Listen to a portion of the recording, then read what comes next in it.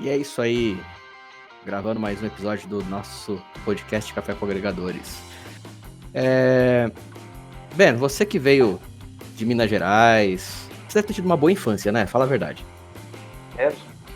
Zaratus, boa noite aí, caros ouvintes. Eu tive uma ótima infância. Eu fui um dos penteiros da escola, penteiros da cidade. Eu aproveitei muito, né? Eu já contei alguns episódios, né? De coisas que eu contei. E tenho muita saudade. E hoje você me fez retornar à minha mente, na verdade. Aliás, me fez viajar. E você andava de skate quando era pivete?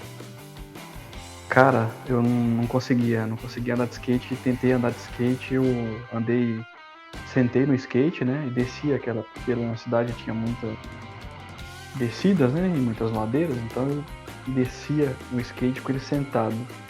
E aí eu percebi que era bom, a gente começou a fazer, lembra do carrinho de rolimã? Certeza. Aí eu comecei a mudar um pouco a prática, porque o skate, você sentava nele, por exemplo, ele começava a dar jogar pros lados, né? A gente se machucava muito, então a gente começou a andar de carrinho de rolemã. E você era? O Eros tem cara de quem andava de patins, velho. Eu acho que não andava de skate, não. Eu acho que ele andava de patins quando era É pivete. verdade. É. Eu não consigo ver ele em cima do skate, mas com patins no pé eu consigo ver ele. Bom dia, boa tarde, boa noite, boa vida para quem tá ouvindo a gente aí, meus caros e nobres colegas. Cara, você quase acertou. Eu quase acertei, mano. Quase acertou, cara. Skate não é minha praia. Patins é não muito minha praia. Eu fui uma criança muito pacata, por incrível que pareça. Fui uma criança muito quieta. Eu não dava tratado agora, né? Exatamente. É uma infância regressa. Eu reconheço isso já, conversei com a minha terapeuta sobre isso. Mas enfim, eu nunca fui uma criança muito travessa, não. Mas eu acho que eu aproveitei bem minha infância. Eu fui muito de esporte, né? Joguei muita bola, fui muito mais de esporte do que tipo de brincadeira assim. Patins, skates, que também são esportes, mas eu fui dados a outros esportes, principalmente coletivos. Cara, carrinho de rolemã, você nunca andou de carrinho de rolemã? Ah, já andei, já ranquei o dedo quase. Foi uma maravilha. Carrinho de rolemã, eu acho que assim, os Zaratos, a gente vai falar de skate, a gente falou de skate, né? Mas eu acho que pelo menos 70%, tanto dos nossos ouvintes aí, eu creio que o carrinho de rolemã vai ganhar, hein? uma coisa que une nós três aqui que eu já vi é o carrinho de rolemã, cara. Acho que nós três aqui já brincamos com isso e era super divertido. Era bom quando a gente conseguia brincar dessas coisas. Eu também nunca fui. Pode perguntar. Vocês andavam de carrinho de rolimã somente em rua asfaltada? Cara, eu andava em rua de terra. Assim, eu tive uma experiência mista, cara. Tinha um lugar que a gente gostava de descer de carrinho de rolemã, mas no final da rua ela era de terra. Isso sempre rendia ótimos capotes, né? Sempre. A intenção era fazer a curva e não pegar a parte de terra porque a gente sabia que ia cair. Mas às vezes a gente não conseguia. Aqui a minha rua tava sendo asfaltada ainda quando a gente começou a brincar de carrinho de rolemã. Então a gente, por baixo do asfalto, geralmente vai umas pedras que eles colocam piche por cima pra depois colocar o asfalto, né? Isso, era essas mesmo que fazia a gente cair. Era nessa mesma, eu tenho cicatriz até hoje. Não, e outra coisa, muitas vezes a gente não montava ele, né, o rolamento dele correto, então quando ele pegava uma certa velocidade, era rodinha, principalmente da frente, né? Fazia você capotar, né? Com certeza, cara. E eu também nunca fui muito, nunca consegui aprender a andar de skate. O meu irmão, que é um pouco mais velho que eu, ele andava bastante de skate, até me fazia uma certa inveja por conta das manobras que ele fazia, mas eu me vinguei dele aprendendo a fazer um pouco de cross com bicicleta, né? Tá vendo? Na época, quando eu era pivete, eu fazia, eu me arriscava em algumas manobras de bicicleta, né? Me machuquei bastante, mas enfim, e eu acho que talvez o nosso ouvinte deve estar se perguntando, né? Por que a gente tá falando de skate, carrinho de rolemã, brincadeiras na infância? Nesse capítulo, né, o professor Jordan Peterson ele aborda um assunto bastante interessante e a regra que ele transmite através desse assunto é: não incomode as crianças quando elas estiverem andando de skate. E eu acho muito interessante como ele desenvolve esse tema, né?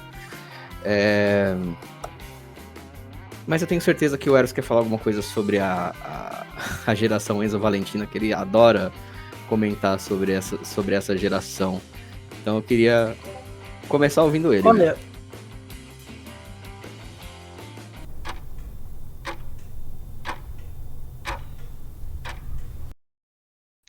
Creio que tivemos um pequeno problema de técnico. Ou então ele ficou com medo mesmo, Nossa. colocou no mudo ali pra... Justamente.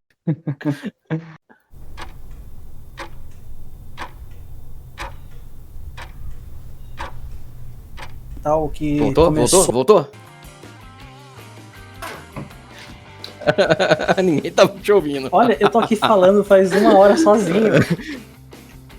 Travou aqui a minha aplicação, eu não conseguia tirar do mudo.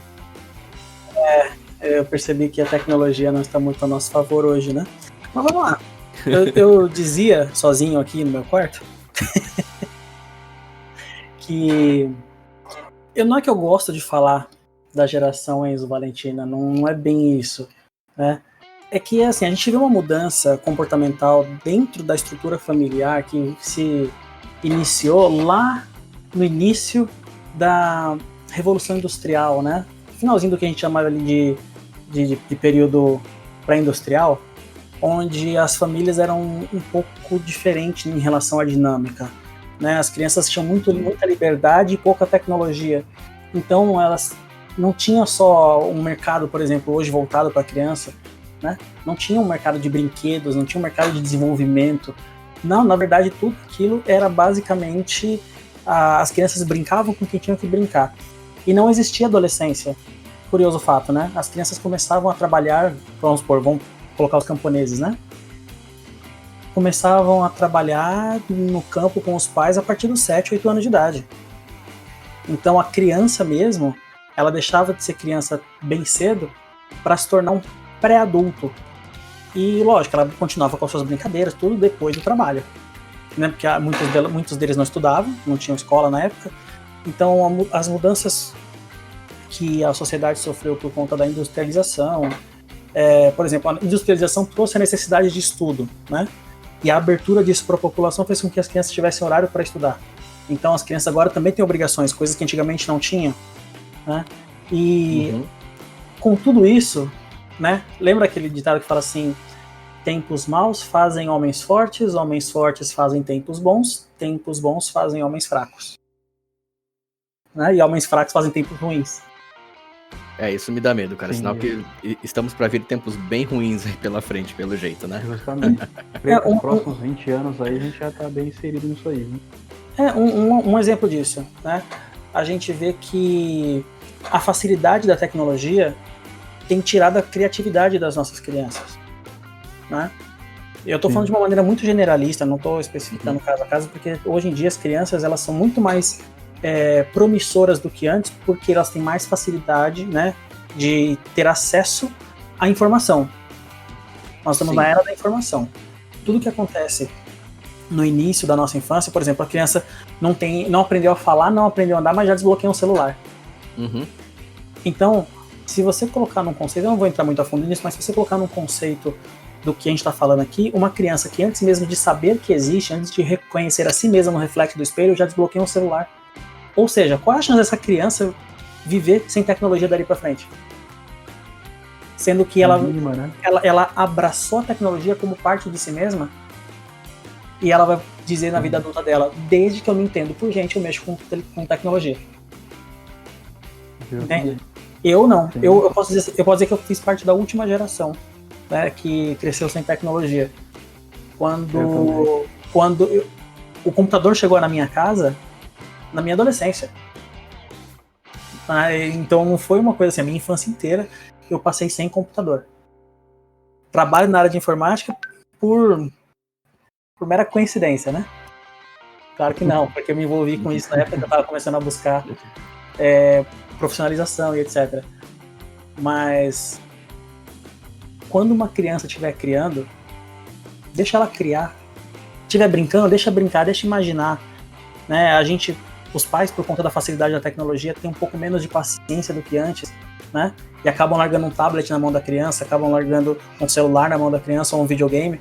Esquece de deixar ela brincar com o coleguinha do vizinho ou do mesmo prédio, sei lá. Essa falta de liberdade das crianças serem crianças pode ser muito prejudicial. E outra coisa também, né, Eros? Hoje em dia, por exemplo, tudo é dependente da tecnologia. Então, por mais que você tente deixar alguma coisa de lado para tentar se concentrar um pouco mais na mente, fazer uma leitura, a gente é convidado a participar ativamente da tecnologia. Então, até mesmo para nós que crescemos aí sem ter tipo de acesso tão fácil que hoje as crianças têm, para a gente também é um pouco complicado. Eu falo por mim, por exemplo. Mesmo quando eu vou ler um livro, aparece uma dúvida aqui, automaticamente você vai pesquisar alguma coisa. Antigamente a gente, para pesquisar sinônimos, tínhamos que ter ou ir a uma biblioteca, tá? Um dicionário de sinônimos, né? E hoje em dia é tudo tão fácil na tela de um computador, então ela é convidativa demais. Até mesmo para a gente é complicado, ainda mais para essa geração que já, né, como você falou, já nasce bloqueando o seu. Então é algo que daqui para frente a dependência será muito maior. Estudiosos já dizem, né, que crianças já têm aí a tendência de criarem crises de ansiedade e outras mais por conta desse tipo de acesso, né? Hoje, e outra coisa também que se junta a isso é o fato de, por exemplo, para quem mora em cidades grandes, né, não tem a liberdade dos filhos brincarem numa praça, brincarem numa rua, porque hoje a segurança ela é um pouco mais escassa pela região, pelo tamanho da região, pelo tamanho dos bairros, e até mesmo na internet as pessoas são vulneráveis, né? Porque à medida que vai crescendo também a tecnologia, os golpes também, né, virtuais vão acontecendo, pessoas más intencionadas também se aproveitam disso. Então hoje em dia a gente tem que ter um controle bem forte. É uma coisa interessante, né, cara, que inclusive vocês dois meio que tocaram no assunto. A tecnologia ela vem fazendo parte do nosso dia a dia cada vez mais, né? Mesmo nós que somos de uma geração diferente da geração Enzo Valentina, até para nós hoje seria difícil viver sem tecnologia. A diferença é que nós temos muito definido na nossa cabeça, nós não somos tão dependentes dessa tecnologia, né? A gente consegue se virar de outras formas. Sim. Mas assim, um fenômeno realmente que veio acontecendo, e eu acho que esse é o principal, pelo menos do meu ponto de vista, modificador do comportamento das pessoas, ao meu ver, são dois. Quando nós éramos garotinhos, né? Porque garotões nós ainda somos. Né, quando nós éramos garotinhos, os nossos pais tinham preocupação com a nossa segurança, obviamente, mas eles se preocupavam muito mais com um atropelamento, um eventual atropelamento, né? Então, por isso tinha sempre aquela recomendação, cuidado na rua, aquela preocupação numa queda de bicicleta ou num impacto num jogo de bola e acabar tendo um machucado um pouco mais grave, né? Mas, assim, na sua grande maioria, os pais tinham a convicção de que mesmo machucado o filho voltaria vivo, né? Coisa que hoje não é uma realidade tão grande, né? Outra coisa, da mesma forma que antigamente alguns pais, né, utilizavam-se das brincadeiras e dos parquinhos como uma forma de se livrar momentaneamente do fardo do filho, e que, honestamente, chega até a ser um tanto válido, né? Porque, querendo ou não, o pai e a mãe precisam de um certo sossego também, né? Tá o tempo todo com o pestinho ali do lado é realmente estressante, né? Então, o momento que os pais tinham para poder ter um pouco de silêncio na casa, por exemplo, era justamente quando o filho saía para brincar, né? Hoje, como o Ben muito bem colocou, existe uma preocupação muito grande com a segurança, o que fez com que, na verdade, se atrelasse o uso da tecnologia a uma forma de entretenimento rápido, né, para o filho ficar ali sem fazer barulho, estando na segurança do lar.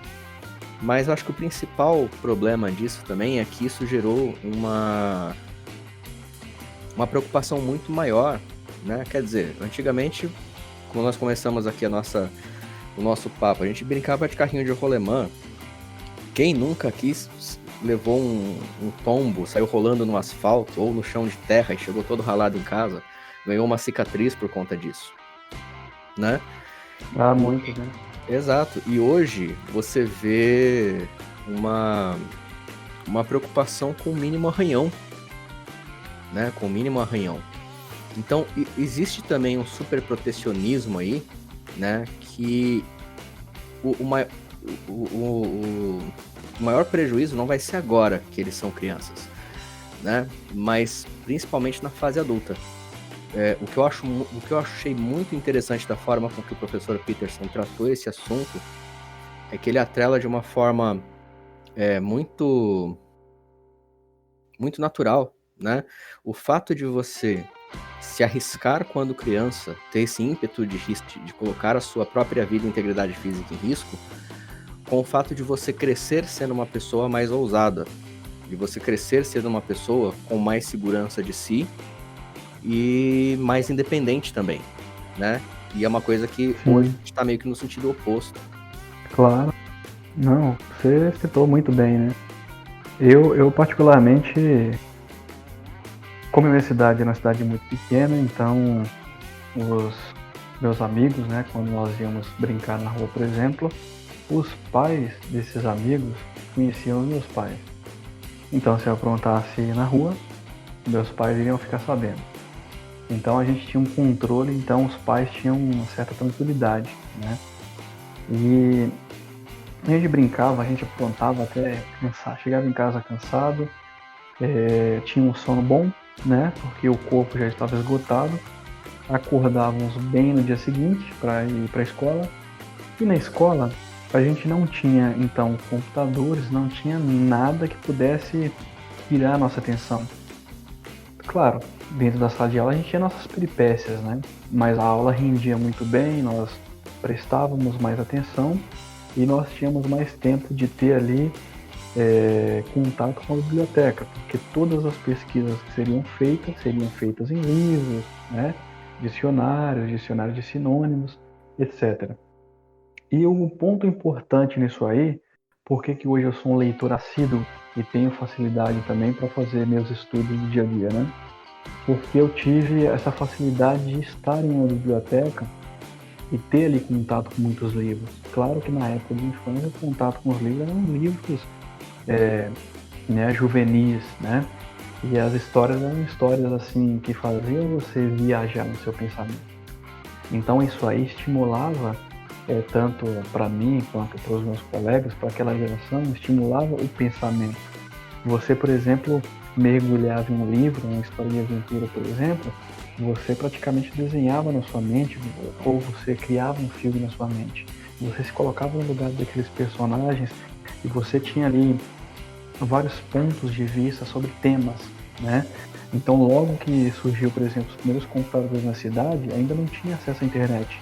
E para quem tinha acesso à internet, porque tinha um telefone, era acesso discado, né? A gente tinha que usar o discador do provedor, alguns discadores gratuitos, e era muito caro para você utilizar. Aí um tempo depois surgiu alguns horários, né? Que você pagava um pulso apenas, mas infelizmente durante a semana, se não me engano, era depois de meia-noite. E finais de semana você tinha ali o período para você utilizar. Foi isso que produziu a nossa geração com distúrbios de sono. Justamente. Mas é uma pura verdade, porque eu lembro que nessa fase, quando eu comecei a utilizar, por exemplo, eu já não tinha o mesmo pique, né? Porque eu ficava, por exemplo, brincando na rua, jogando bola, fazendo cross, por exemplo, com bicicleta e outros mais, mas já pensando em chegar em casa e ir para frente do computador. E aí você já não tinha mais um horário regular para você ir dormir, porque você estava esperando se conectar à internet. E para vocês que lembram, essa internet era muito fraquinha também, porque além dela ser 56K, né, 56 kbps, extremamente lento, as páginas também não eram bem configuradas. Eram páginas assim, HTML, né?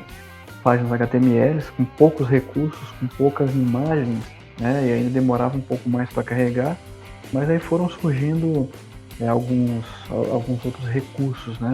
Como, por exemplo, sala de bate-papo, etc.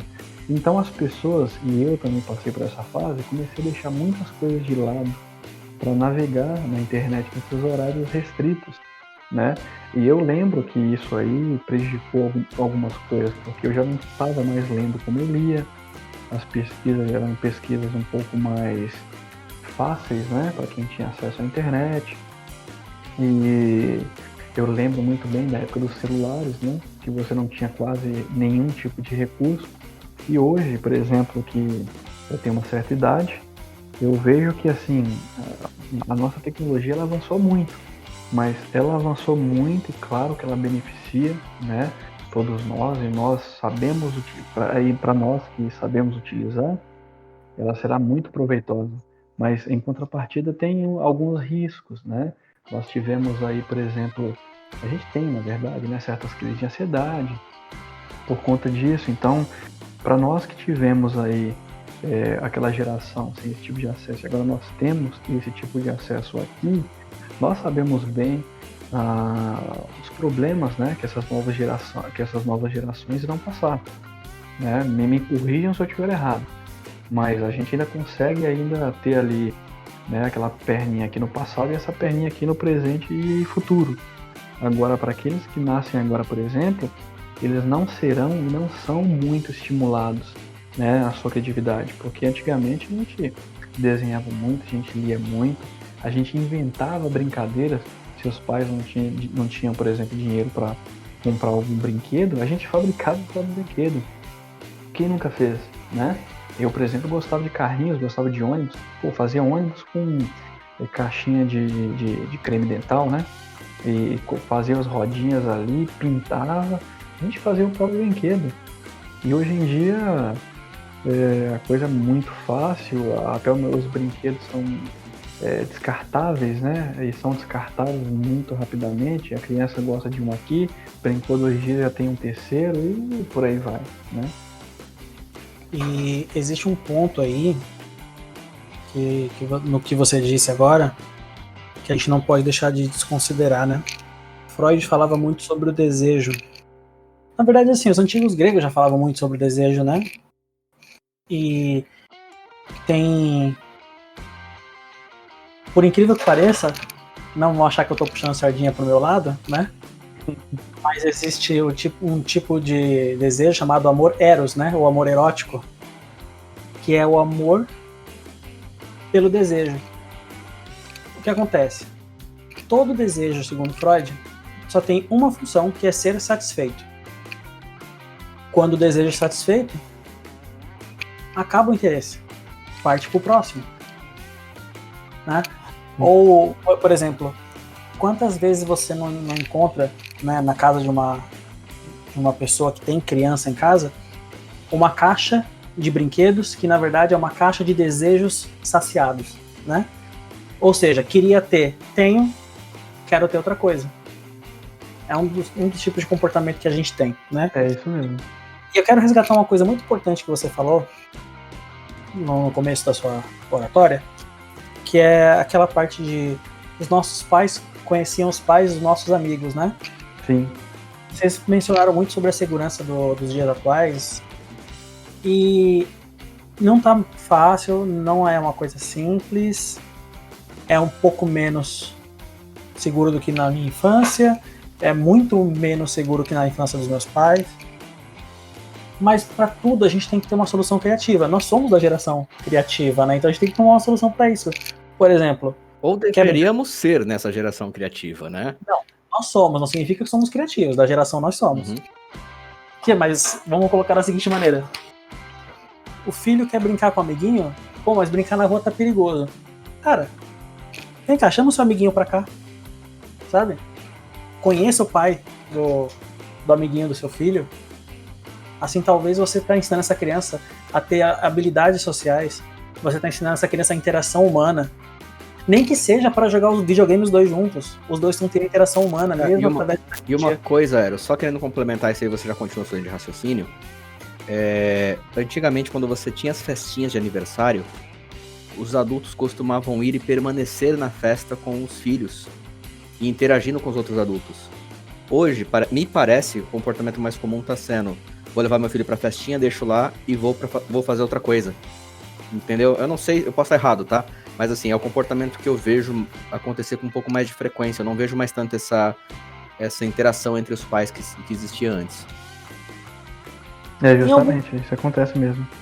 Em algum ponto isso não é interessante pro pai ou pra mãe, né? Por exemplo, se você for numa festa de uma criança, uma festa de 2 anos, né?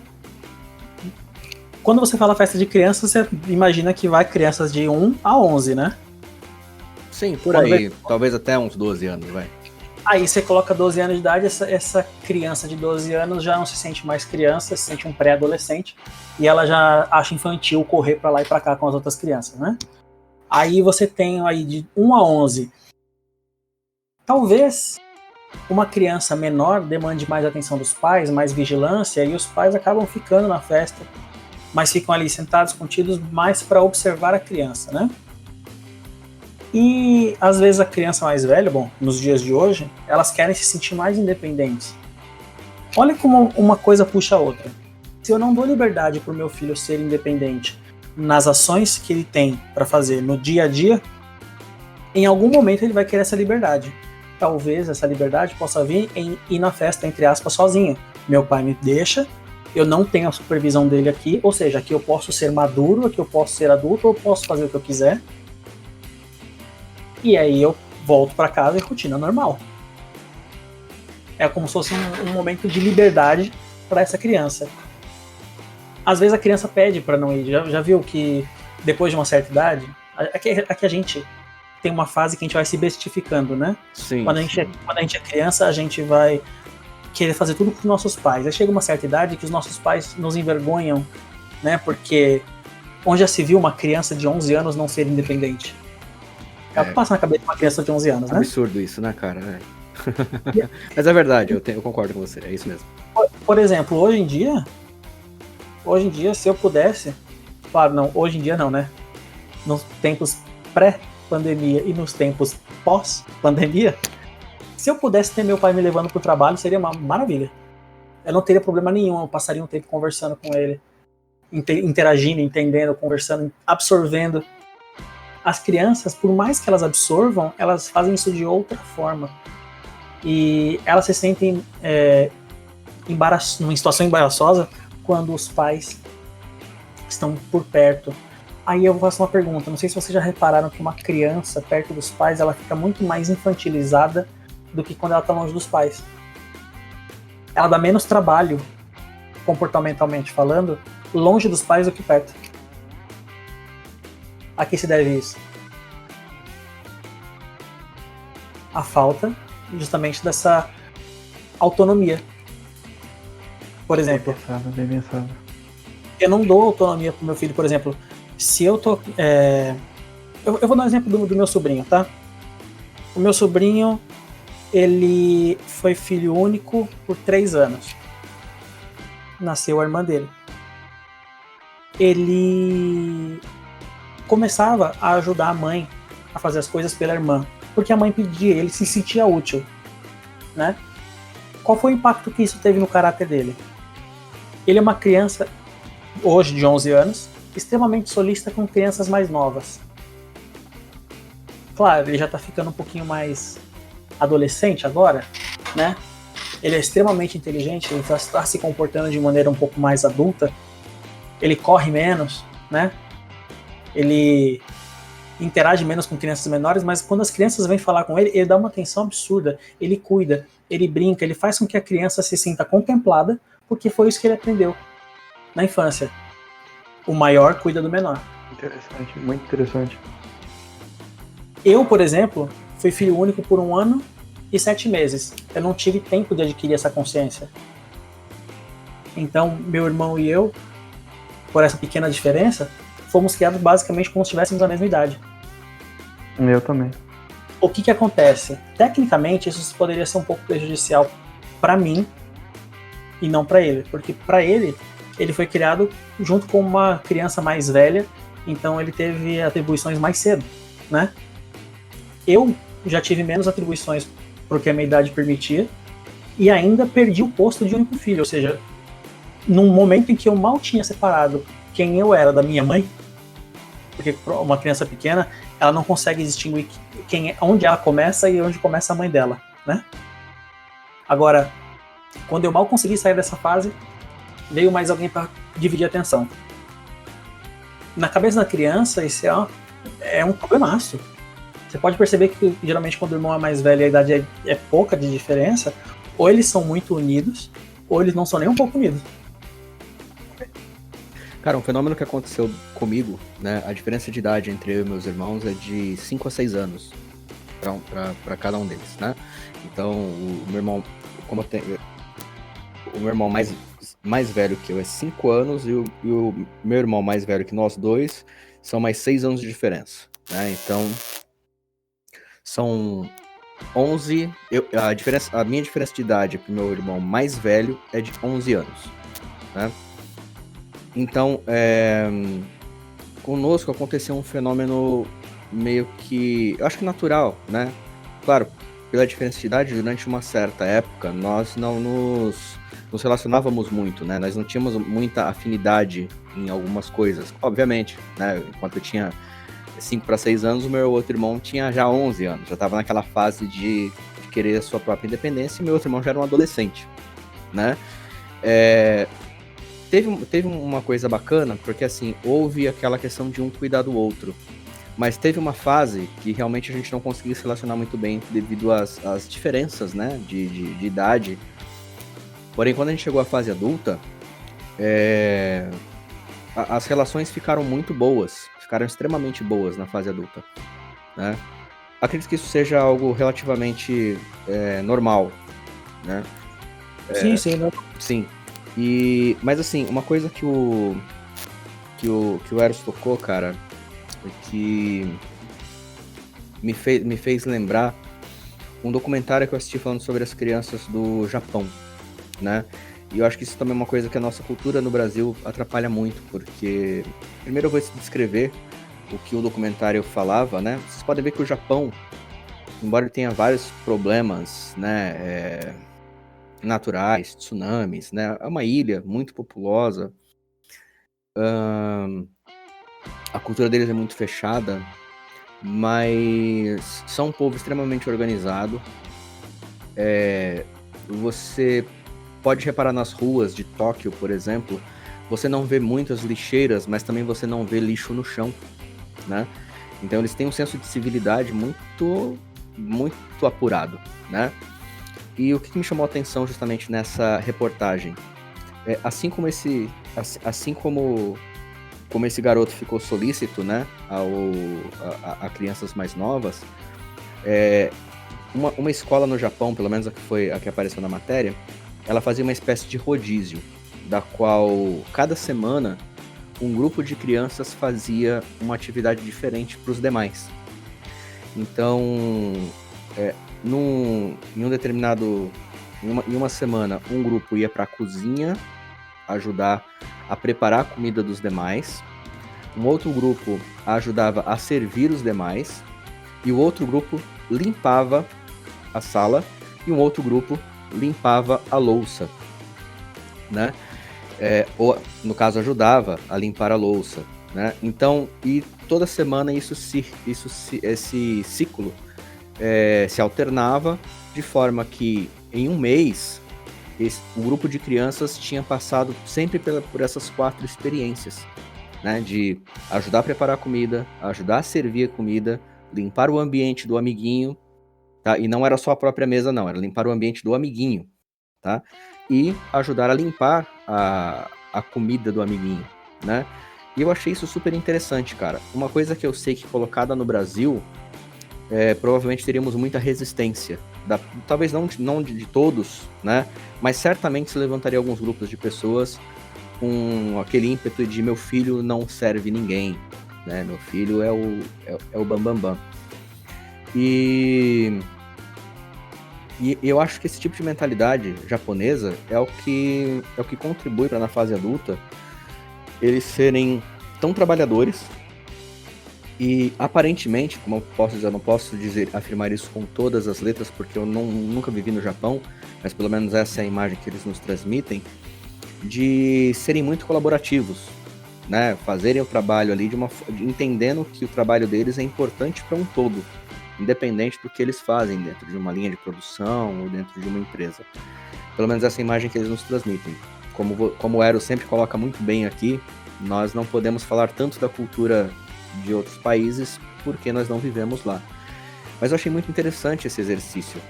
E sim, quando você tem essa vivência de fazer pelo outro desde criança, você costuma ser um adulto que faz mais pelos outros, que é mais solícito, que é mais paciente, inclusive que tem ações mais maduras. E aí isso me chama a atenção para outro tema que eu quero colocar para a gente debater aqui, que é justamente o efeito que isso causa realmente na fase adulta, né? Graças a Deus aqui nós três, eu considero que somos bem independentes. Temos uma boa relação com os nossos pais, obviamente, mas nós temos uma segurança de, se quisermos morar em outro país, não veríamos problema nisso. Não seria por insegurança, por sentir falta da mãe fazendo uma comida. Sim, falta da presença, provavelmente, claro, né? Normal. Mas não aquela insegurança de, meu Deus, quem vai cozinhar para mim? E se eu tiver um problema, não vou ter o meu pai por perto para me ajudar a resolver. E você tem uma geração hoje que está mais ou menos na nossa faixa etária, né? Mas que ainda é extremamente dependente dos pais. Extremamente dependente dos pais ou de outra pessoa. Ele se torna codependente.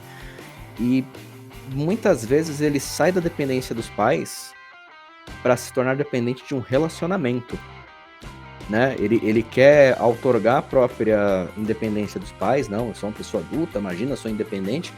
Mas ele se torna extremamente dependente do parceiro. Eu não estou dizendo que não deve haver parceria, né? E uma relação colaborativa.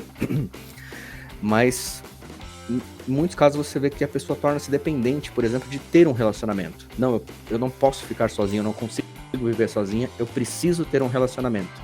Como se isso fosse essencial, não vou nem dizer essencial, mas como se fosse fundamental para que essa pessoa conseguisse viver de qualquer forma, né? E eu queria trazer isso pra gente falar. A gente já falou bastante sobre a parte sobre a fase infantil, né? De como isso pode afetar o crescimento das crianças e o que isso traz de benefícios para eles. Mas eu queria trazer um pouco pro tema dos adultos, né? Porque eu acho que isso também interessa bastante quem vai estar nos ouvindo. Sem dúvida, sem dúvida. Eu, por exemplo, sou um exemplo vivo disso aí, né? Porque tanto é que quando eu completei meus 16 anos, eu saí dessa cidade pequena, né? Havia terminado o ensino médio e fui morar no litoral de São Paulo, né? Com parentes. Mas você vai morar com parentes não é a mesma coisa, porque você perdeu aquela convivência com seus pais. Mas o que eu aprendi ali em termos de educação, em termos de me virar sozinho, de saber o que é importante, quais tarefas são importantes, o que tem que ser feito, o direcionamento na vida no geral, eu tinha, né? Não vou falar para você que foi fácil, porque você se desapega, né? É obrigado a se desapegar pela distância. A sua vida já vai ser uma outra vida, a sua rotina será uma outra rotina. Claro que eu passei alguns momentos que eu tive ali, fiquei cabisbaixo, né? Tive momentos ali de baixa, né? Só que foram rápidos, assim, foi rapidamente, né? Foi muito rápido, porque eu já tinha praticamente os conceitos, né, bem definidos na minha mente. Então, aos poucos eu fui me encontrando, né?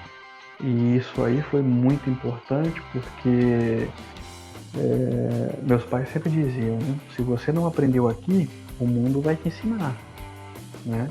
E aí muitas vezes pode ser muito pior do que em casa, né? Porque o sofrimento, quando você, por exemplo, sai de casa e você tem que ser uma pessoa responsável, ele é muito maior, né? Mas eu falo para você hoje, depois de muito tempo já, que inclusive morando aqui na metropolitana de São Paulo, eu posso me dizer que eu sou uma pessoa realizada, porque hoje eu tenho meu trabalho, eu estudo, né? Nós temos vários projetos, inclusive esse aqui, do Café com Agregadores, nós temos os nossos relacionamentos, né? Enfim, nós temos a nossa vida já bem definida, então nós passamos por vários estágios. Então eu, como eu disse agora no começo, né? Eu sou a prova viva de que uma criação bem definida, bem estabelecida, ela vai criar pessoas fortes para encarar a dificuldade. Então eu tive que aprender, digamos, praticamente sozinho, a ter uma educação financeira. Eu tive que aprender sozinho a ter certas responsabilidades que, infelizmente, junto com os pais nós não teremos, né? E sem contar a questão da distância, porque se a sua cabeça dói, sua mãe não está ali para te dar o remédio. Você tem que saber comprar aquele remédio na farmácia, você tem que ter a responsabilidade de tomar no momento certo. Se você precisar ir ao médico, você que vai fazer a ficha, você que vai falar com o médico, ninguém vai te fazer aquela ficha por você ou te acompanhar, te dando ali aquela companhia, né? Que claro, a companhia sempre dá um pouco mais força para você.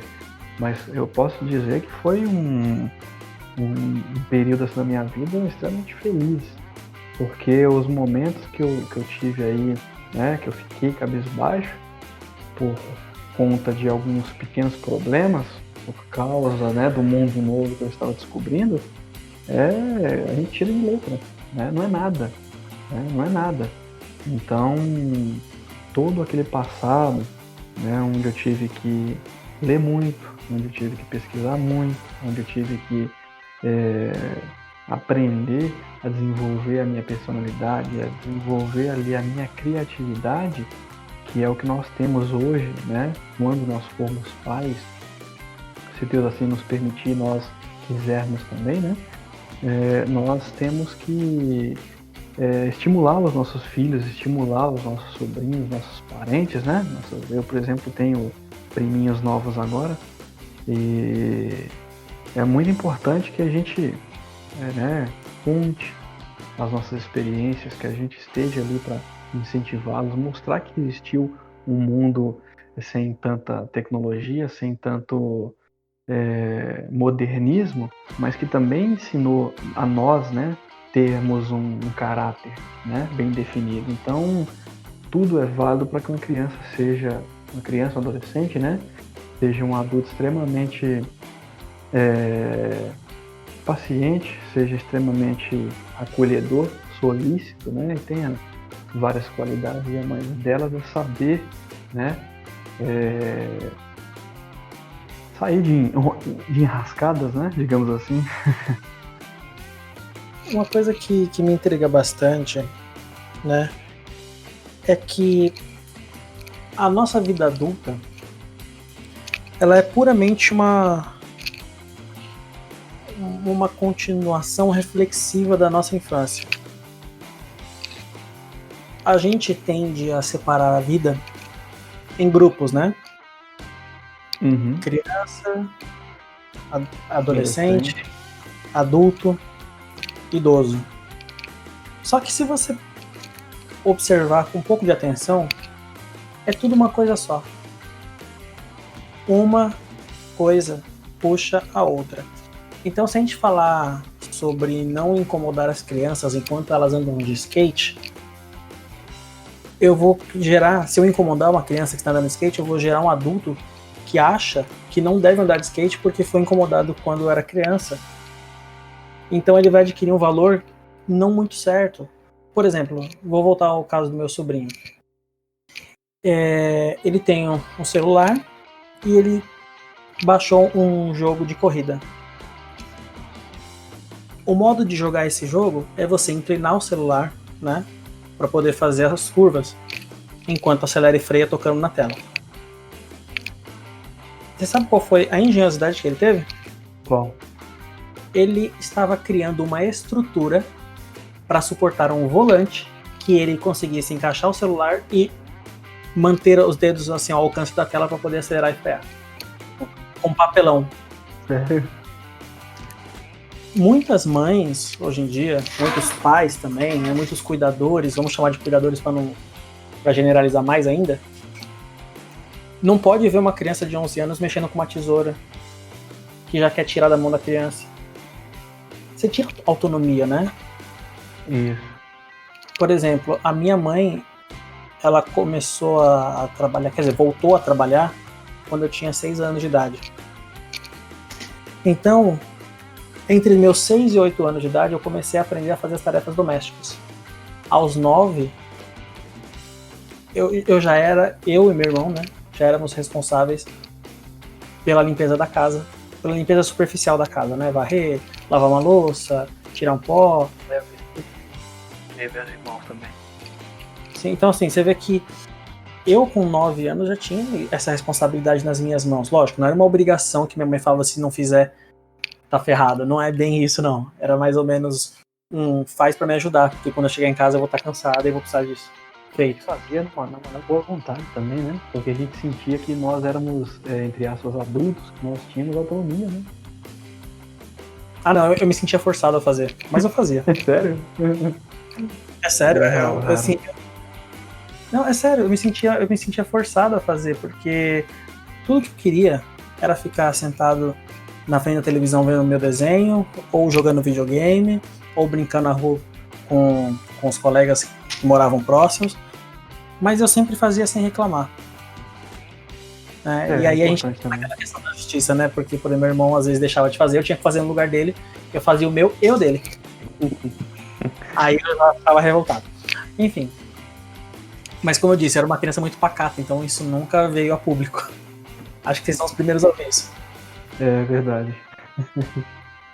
E quando você analisa que a vida era uma continuação, né? Então você para pensar, a criança ela não tem resistência à frustração porque a infância dela não teve frustração. O adulto não tem resistência à dor porque ela não passou por dor quando era criança. Tô falando de dor física, tá? O adulto não consegue resolver alguns problemas que para outras pessoas são fáceis porque na infância ele não brincou de resolver problemas. A gente tem que parar de robotizar um pouco as nossas crianças, porque isso interfere, como o Zara disse, diretamente na vida adulta. E é triste você ver adultos que são extremamente sensíveis, são crianças magoadas, que cresceram e continuam crianças magoadas. Isso é entristecedor. Isso é apequenador. Você observar que alguém não é que a pessoa está fazendo birra, está fazendo manha ou está fazendo doce, como a gente fala. Aquela pessoa não sabe lidar com frustração. Quando a gente não sabe lidar com frustração, a gente sente uma dor emocional. Essa dor emocional, ela vai ser suprida de diversas maneiras. Com drogas, sexo, com jogos de azar, com tudo aquilo que a sociedade considera como um vício prejudicial. Porque vício todos nós temos, né? Em alguma coisa a gente tem. Tudo aquilo que a gente gosta de fazer e faz com frequência é um vício. Agora, o que a gente considera um vício prejudicial é aqueles que vão trazer degradação ao corpo, etc. Agora, os vícios, né, eles têm... Uma das possíveis origens dos vícios é justamente a não resistência à frustração. Eu conheço casos de pessoas que somente usam drogas quando são frustrados. Quando segue numa discussão, discutiu com alguém, discutiu com a namorada, discutiu com o pai, com a mãe, sai pra usar droga. Então não é uma coisa que a pessoa busca normalmente pra ela.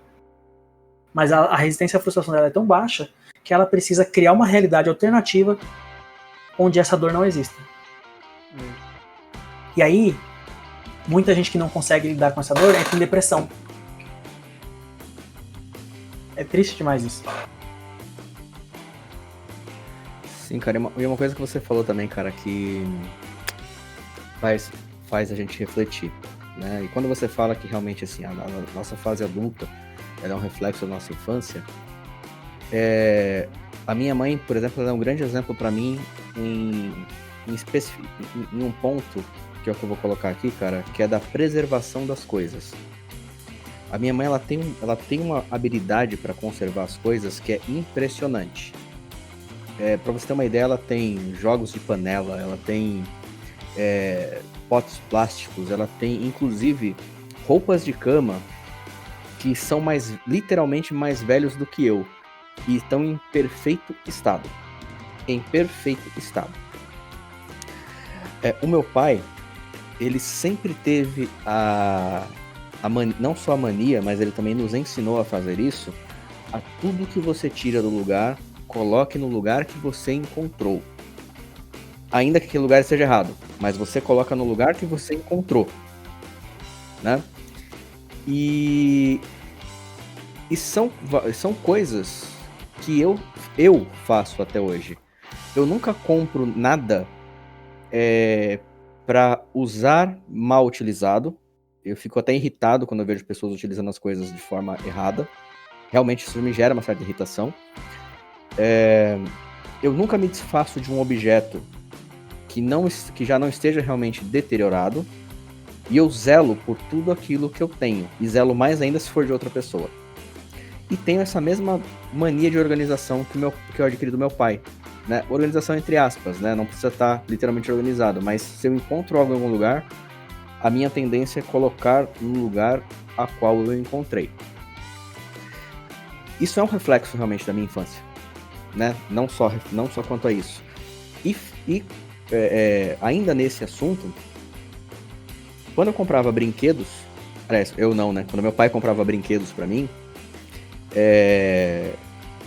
eu repetia este mesmo valor, né? Tanto que assim, a única coisa que o Eros falou em termos de brinquedos serem caixas de sonhos de desejos que já não tem mais importância, isso foi uma coisa que realmente não aconteceu comigo. Primeiro que eu realmente me dava por satisfeito com uma quantidade muito pequena de brinquedos, porque eu só enchi o saco para comprar aquele que eu realmente queria. E normalmente eu utilizava ele até não dar mais. E, inclusive até depois de quebrado, sem perna, sem cabeça, eu continuava brincando com ele.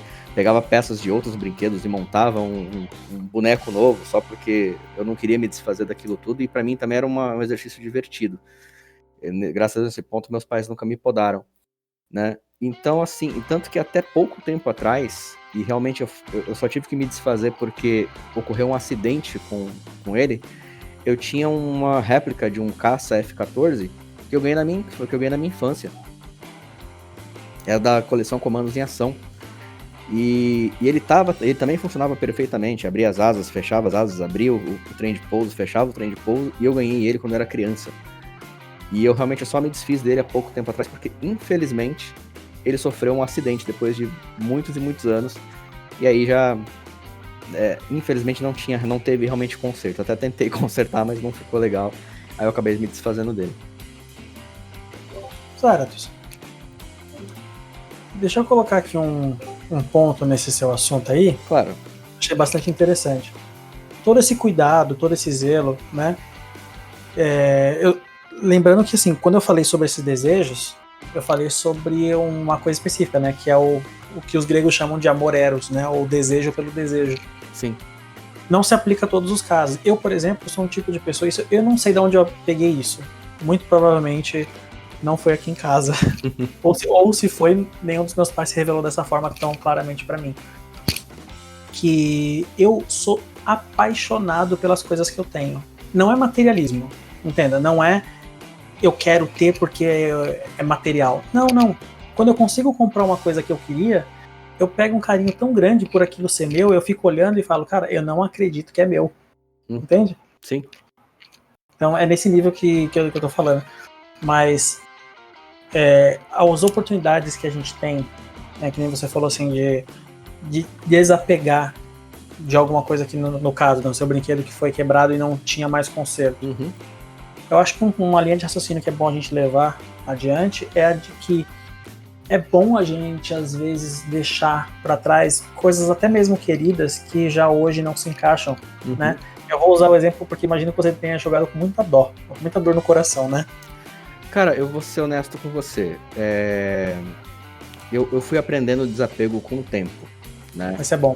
Eu fui aprendendo desapego com o tempo. Então, quando eu me desfiz desse avião, que eu mantive, aliás, porque ele era muito estiloso até, não era nem porque ele tinha alguma utilidade pra mim, mas é porque ele era muito bonito mesmo, né?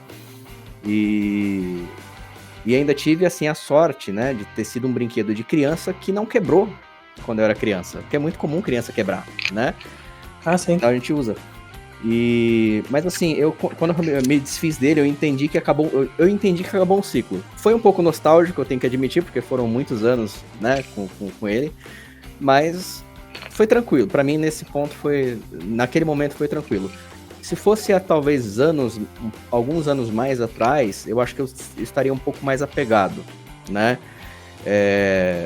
Tanto que eu tenho meio que essa característica, não de apego absoluto, mas assim, eu zelo pelas minhas amizades também. Eu posso ficar anos sem falar com a pessoa, mas quando eu a ver, eu vou tratá-la da mesma forma que eu trataria há anos atrás. Eu não perco esse vínculo de amizade com as pessoas. Às vezes elas perdem comigo, né? Mas eu não costumo.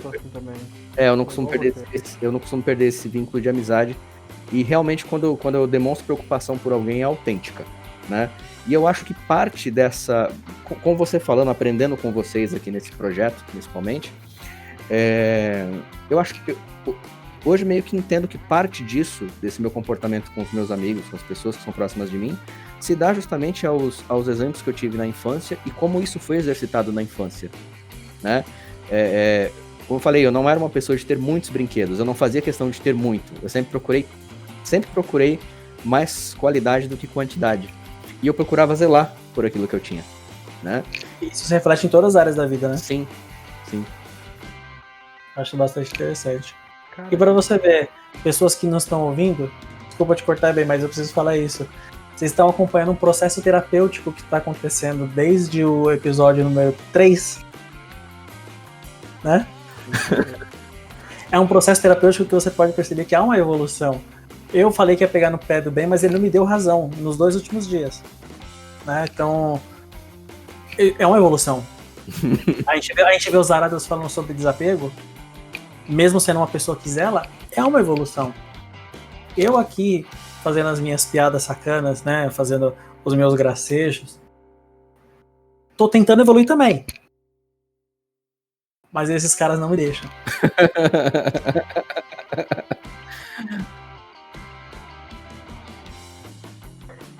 Vocês citaram alguns exemplos aqui bem interessantes que me fez lembrar de algumas coisas do passado e me senti extremamente feliz de ter relembrado isso, né, que é a questão também da convivência com os pais, né, os exemplos. E eu me lembrei de um fato, cara. Eu sempre gostei de escrever, né, seja poesia, seja história, seja qualquer tipo ou seja, por exemplo, um depoimento para alguém, seja uma cartinha para uma pessoa. Na verdade, eu já escrevi, né, que hoje em dia a gente não faz mais isso pelo WhatsApp e etc. Enfim, eu sempre gostei de escrever. Eu lembro que na cidade, acho que eu tinha mais ou menos uns 12 anos de idade, eu comecei a querer aprender a tocar violão. E na época eu tava tocando até umas 3, 4 notas mais ou menos. Conseguia tocar uma coisa ou outra.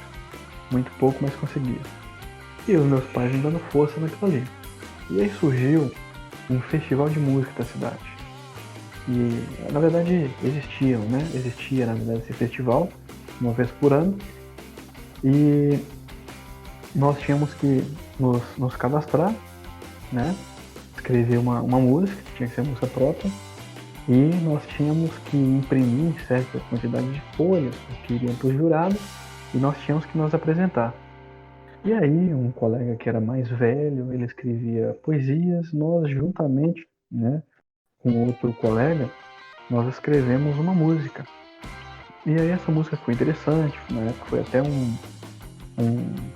um parente meu, né, que havia falecido há um tempo atrás, na verdade um bom tempo atrás, e eu quis fazer ali uma composição geralmente com ele que fosse uma homenagem, digamos assim, né?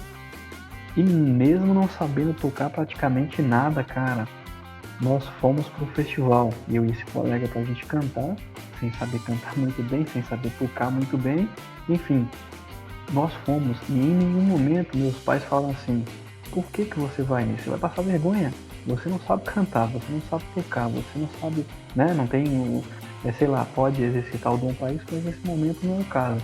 Cara, eu fui pra lá, subi no palco, tremi um pouquinho, mas cantei, toquei as notas que eu sabia com esse colega e a gente terminou. Claro, a família e alguns conhecidos bateram palma. E nós saímos desse festival maravilhados, né?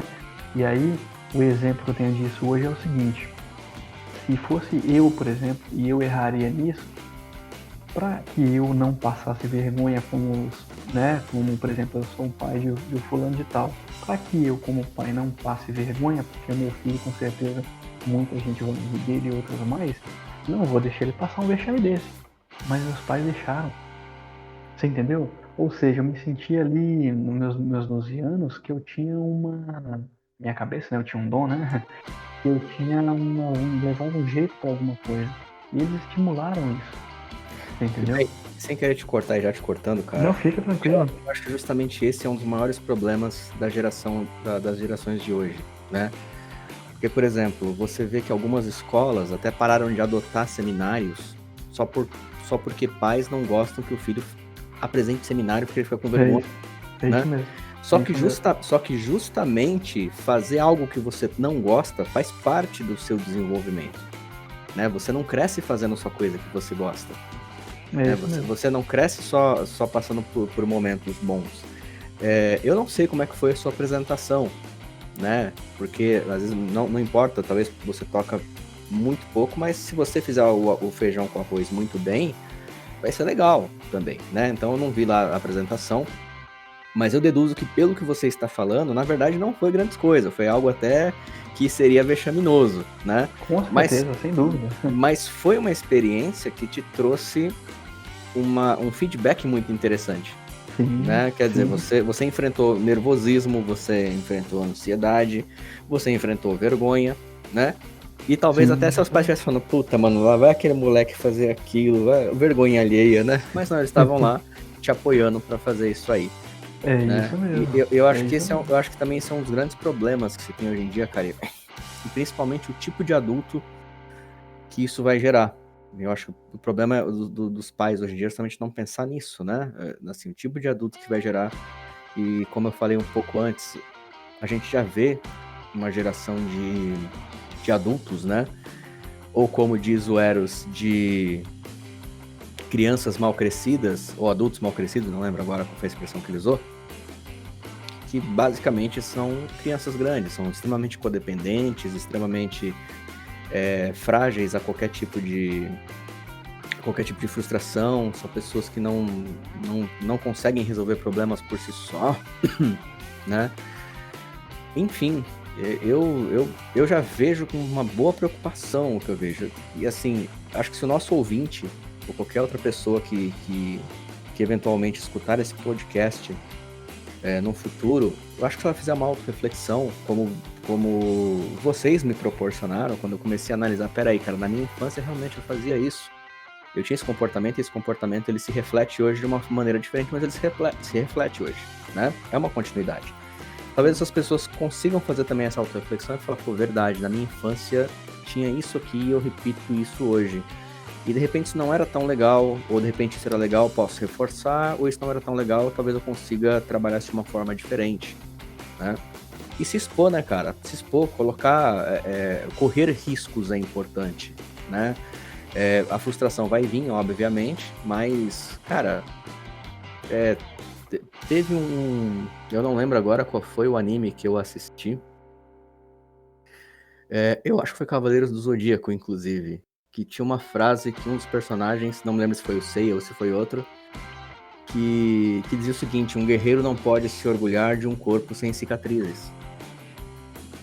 né? E se na nossa vida a gente é uma luta, né? Se a gente não tiver nenhuma cicatriz, cara, a gente não tem que se orgulhar. Porque quer dizer que a gente não sobreviveu a nada. Você não passou por nenhuma dificuldade, por nenhuma luta. Se você não tem uma cicatriz, eu entendo que você não lutou. Você não passou por lutas.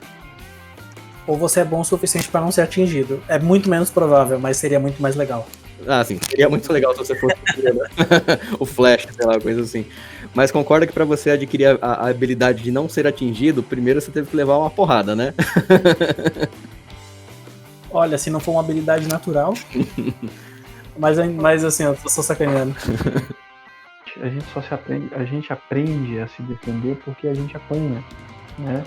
Porque se a gente não apanha, a gente não sabe do que e o que vai se defender, né? Do que vai se defender. Então, a gente só aprende a ter técnicas para evitar, por exemplo, frustrações quando a gente já sofreu frustrações. Isso faz parte, né? Todos nós aqui, todos os nossos ouvintes, com certeza já tiveram frustrações. Isso faz parte, né? O importante é você saber o momento de você dar a volta por cima. Eu acho que eu já falei aqui em algum podcast sobre meus jogos, né? Meus jogos de dama, né? Uhum. Em que não era muito bom o jogo, né?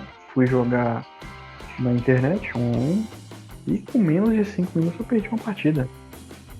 Se fosse, por exemplo, a minha forma, né, antiga de uma criação um pouco, digamos, conturbada, sem confiança, com certeza na primeira derrota, na segunda eu iria desistir. Mas não, cara. Passou a primeira, segunda, terceira, quarta, quinta, eu já estava cansado de perder.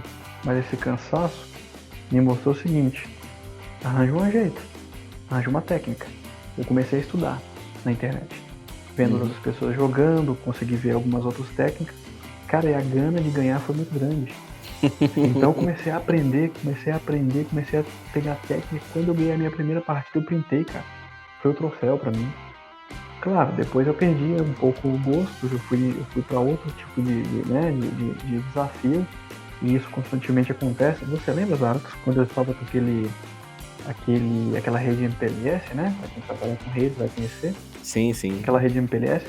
Cara, aquilo me gerou muito problema, porque não era uma rede extremamente grande, mas uma semana eu tentava configurar e dava erros. Então eu poderia simplesmente desconfigurar tudo e deixar pra lá, né? Não deu. Mas não, cara. Salvei, criei todos os backups e salvei tudo, comparei, descansava a mente, porque cansa um pouquinho até conseguir. Quando eu consegui, tá ali, printei. Tá ali, é a conquista. Então, eu fui ensinado a ter resistência, a não desistir. E eu peço a Deus todos os dias, né, para que eu tenha esse mesmo pensamento, eu continuo tendo força, porque eu sei que no futuro, né, eu ainda terei muitos momentos de tristeza, terei muitos momentos em que terei mágoas, poderei ter várias dificuldades, mas o principal de tudo é eu saber que eu tive uma infância boa, né, uma infância com ensinamentos sólidos. Eu tive ali uma adolescência, tenho uma vida adulta que continua sendo, né, entre aspas, sólida. Então, claro, nos momentos que eu tropeçar, eu tenho que voltar lá atrás e tentar entender o seguinte: desde da minha infância até agora, eu vivi bem, né? Eu soube contornar as adversidades. Então que continue assim, né? Então nós temos que constantemente aprender com os nossos erros, aprender a também evoluir, né, o nosso pensamento, e assim a gente, além de nós, né, nos mantermos sólidos aí nessa cultura, a gente também consegue impactar a vida de outros, né? Com certeza, cara. E eu acho também que isso só prova que existe um bom uso para agressividade. Porque, como você falou, você passava por frustrações, acho que nós passamos aqui, na verdade, por frustrações, e a gente se irrita com algo, mas transforma essa agressividade, né, ao invés de uma atitude destrutiva, canalizar ela para algo que te leve para o objetivo, né? E é um outro ponto também que me preocupa, mas a gente pode falar isso numa outra situação, para não deixar o podcast muito grande, que hoje existe uma supressão muito grande da agressividade. As pessoas colocam como se a agressividade fosse algo totalmente ruim, e não é. Ela é essencial para a sobrevivência, e essencial para que você passe por cima de obstáculos, senão você fica sempre sendo a ovelha passiva. Você sempre vai ser o cara que vai encontrar uma dificuldade e não vai partir para cima dela. Eu não estou aqui dizendo que a pessoa deve agredir as pessoas verbalmente ou fisicamente, a menos que seja necessário. A menos que seja necessário, porque se o cara partir para cima de você para te moer na porrada, ou porque ele vai, ou porque ele está ameaçando a sua vida, ou de alguém próximo a você tem que usar de agressividade física, sim. Pelo menos esse é o meu ponto de vista e defendo ele até a morte. Legítima defesa, né? Legítima defesa, exatamente. Né? Legítima defesa. Mas existe também esse ponto positivo da agressividade, que é você encontrar um obstáculo, algo que está fazendo mal a você, e você usar dessa raiva, né? Dessa ira que isso te gera, desse sentimento ruim, você usar de uma forma de agressividade sobre aquilo para poder suprimir, né? Ou suplantar, né? Esse desafio. Mas eu só queria deixar aqui minhas considerações finais mesmo para isso, e passar a palavra para o Eros deixar também as considerações finais dele aí, pra gente poder encerrar. Deixa eu só falar uma coisinha antes de encerrar aqui.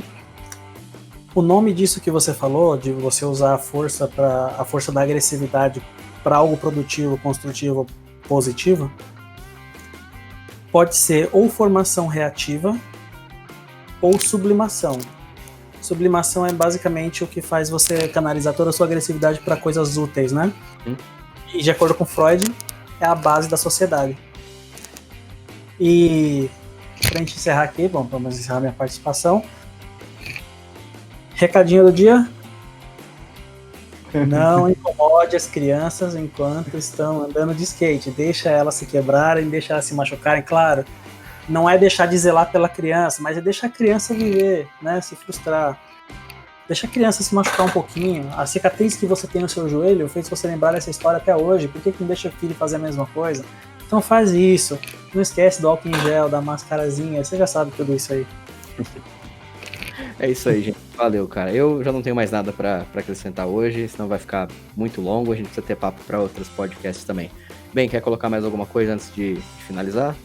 Não, estou satisfeito. Eu agradeço aí a vocês, Arthur, Eros, agradeço a todos os nossos ouvintes que constantemente nos ouvem, né?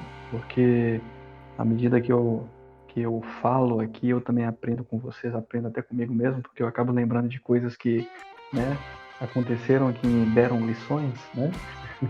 Estou extremamente feliz aí com o nosso projeto. Espero que em breve os nossos ouvintes entrem em contato conosco, né? Caso Sim. tenha sugestões, dúvidas, enfim, estamos aí para agregar, né? Esse é o nosso objetivo. Então é isso, pessoal. Vamos ficando por aqui. Não esquece de compartilhar. Se você gosta dos áudios, compartilha com a galera. Pede para procurar a gente no Spotify, no Deezer, no iTunes. E tem mais um monte de serviços que a gente está disponível também. Mas se você quiser saber quais são, vai voltar lá alguns episódios, vai ouvir que eu falei todos eles em um deles. Em breve vai ter o nosso canal no YouTube também. E logo menos a nossa página no Facebook também, né? Que perspicaz dessa parte, né? Pra falar todo mundo, escute todo o nosso material pra você saber onde encontrar a gente. Exatamente. Exatamente. Em breve também a nossa página no Facebook pra gente poder interagir de uma forma um pouco mais rápida. A gente fica por aqui, até uma próxima e bye. Boa vida, pessoal. Até mais.